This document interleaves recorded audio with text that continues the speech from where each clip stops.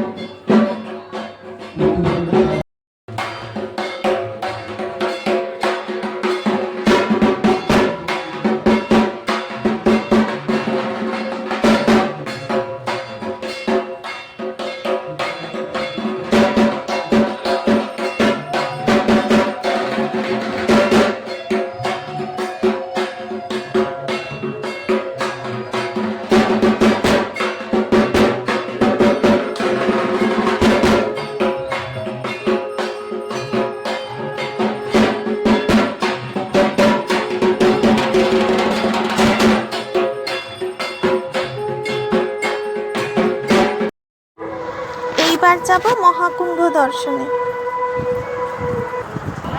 এটা হচ্ছে তারাপুকুর মিলন সংঘের পুজো।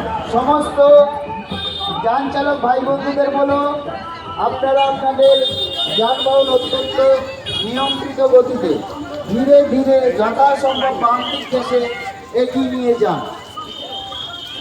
কোনোভাবেই ওভারটেক করবার চেষ্টা করবেন না।